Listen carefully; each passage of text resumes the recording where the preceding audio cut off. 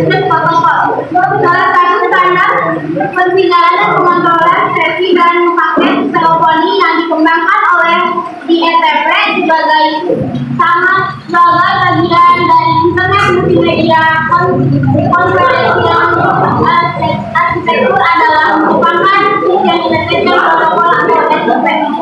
SIP merupakan sebuah aplikasi layar protokol untuk membentuk, memodifikasi, dan menterminasi sebuah sesi multimedia. Seperti pada HTTP, SIP merupakan layar server protokol yang menggunakan model transaksi request dan respon. Sistem integration protokol atau SIP tidak menyediakan layanan secara langsung, tetapi menyediakan fondasi yang dapat digunakan oleh protokol aplikasi lainnya untuk memberikan layanan yang lebih lengkap bagi pengguna. Misalnya dengan RTP Real Time Transfer Protocol untuk transfer data secara real time, dengan SDP System Description Protocol untuk mendeskripsikan sesi multimedia, dengan Megapol Media Gateway Control Protocol untuk komunikasi dengan PSTN Publicly Warning Network. Sesi multimedia adalah pertukaran data antara pengguna yang biasa meliputi suara, video, dan teks. Pengertian SIP adalah suatu signaling protokol pada layar aplikasi yang berfungsi untuk membangun, memodifikasi, dan mengakhiri suatu multimedia yang melibatkan satu user dan lebih adalah SIP, atau yang biasa disingkat dari System Integration Protocol. Sesi ini adalah pertukaran data antar user yang meliputi suara, video, dan teks. Dalam System Integration Protocol atau SIP tidak menyediakan layanan secara langsung, tapi menyediakan layanan yang dapat digunakan oleh protokol aplikasi lainnya untuk memberikan layanan yang lebih lengkap bagi pengguna. Misalnya RTP Real Time Transfer Protocol untuk transfer data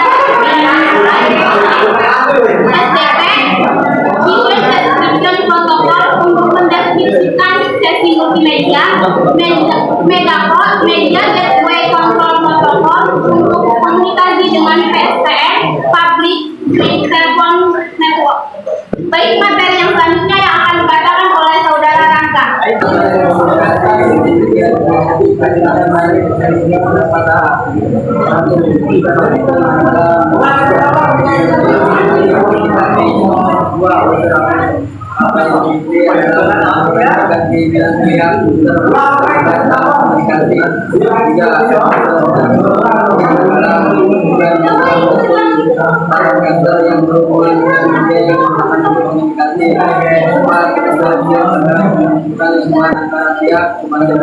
suatu komunikasi multimedia dengan SIP dilakukan melalui beberapa tahap.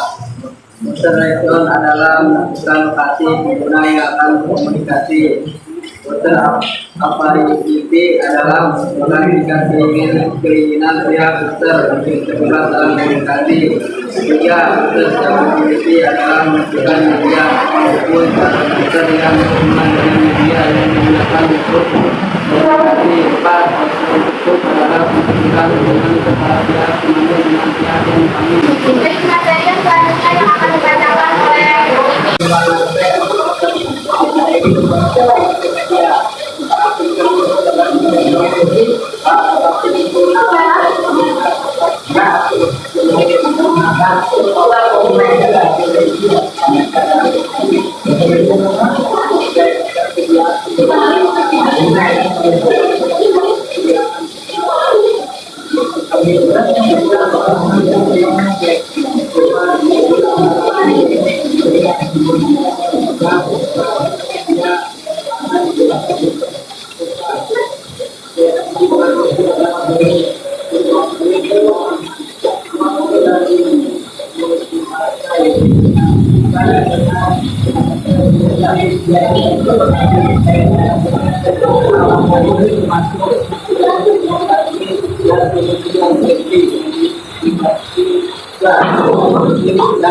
Baik, materi selanjutnya akan dibacakan oleh Dea Nafisa. Protokol tes ini saja didukung oleh beberapa protokol antara lain sebagai berikut. Satu, ISDP, National Certificate Protocol (NCP), merupakan protokol yang mendeskripsikan media dalam suatu komunikasi. Tujuan protokol NCP adalah untuk memberikan informasi aliran media dalam satu komunikasi agar penerima yang menerima informasi tersebut dapat berkomunikasi.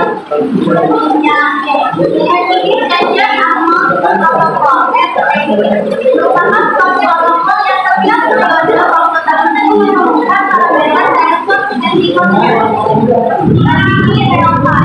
Transport protokol dan disediakan transportasi secara relevan.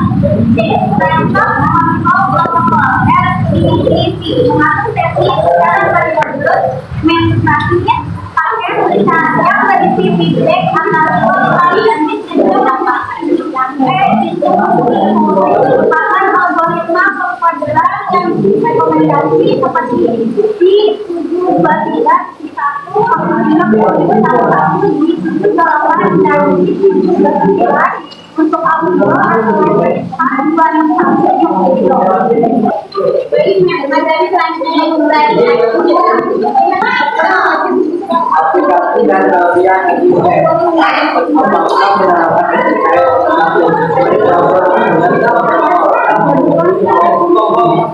Dua, konferensi multimedia. Tiga, teks messaging. Open notification adalah voice email notification, text notification. Lima, messaging adalah voice email notification. Kelebihan NCP adalah NCP dapat diintegrasikan protokol standar lainnya untuk suatu aplikasi yang berbasis NCP. Dua, arsitektur yang diintegrasikan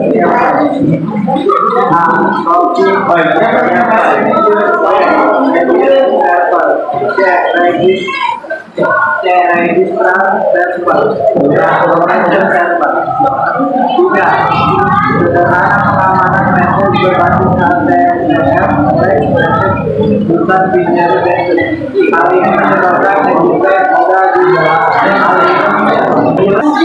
Hal ini menyebabkan NCP mudah diimplementasikan. 4. Multi-titik. Seorang pengguna dapat menerima message atau call yang ditujukan kepadanya meskipun berpindah dari satu lokasi ke lokasi lainnya. Proxy server akan meneruskan call ke lokasi pengguna pada saat ini. C. Device yang diutamakan dapat berupa PC baik di rumah maupun di kantor. Wireless phone, IP phone, ataupun telepon biasa.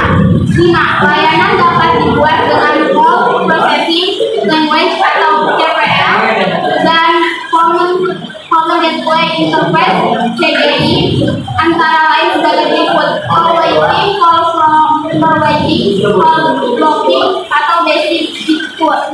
Call blocking melakukan call kepada beberapa endpoint, instant messaging, PIM-me, atau follow-me. Pada umumnya ada 3 tahapan implementasi SIP yang dapat dilakukan antara lain sebagai berikut. A. Menghubungkan SIP proxy ke SIP PBX yang berlokasi aplikasi sensitif. B. Migrasi user dan ke final basis proxy. C. Migrasi koneksi ke PSTN dari SIP PBX ke SIP. Tahap pertama adalah menghubungkan SIP proxy dengan PBX sebagai gateway ke PSTN. Untuk menghubungkan dari network ke PSTN, SIP proxy akan menghubungkan panggilan dari network ke PSTN. Link koneksi terhubungkan PSTN maupun PSTN. Pertama yang harus dilakukan adalah tes proxy sinkron trigger. Setelah tes berjalan dengan baik, selanjutnya kita menghubungkan ke PBX SIP dan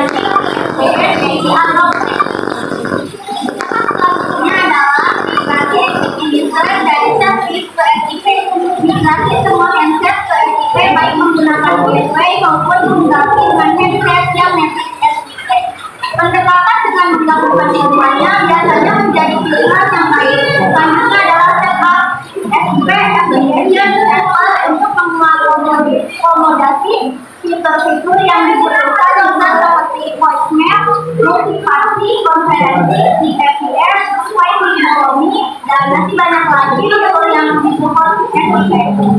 Tahap 3 adalah melakukan routing panggilan keluar melalui koneksi internet. Banyak operator memulai menjual SIP dengan menawarkan layanan long distance dengan harga yang lebih murah. Yang perlu diantisipasi adalah network internet yang kredibel seperti Twitter dan RWS. Dan tentu saja security. Sebagai tahap awal, SIP dapat digunakan sebagai alternatif untuk melakukan panggilan ketika di luar kantor atau dalam. Baik, terima kasih. Mungkin sekian presentasi dari kami. Kurang lebihnya mohon maaf. Assalamualaikum.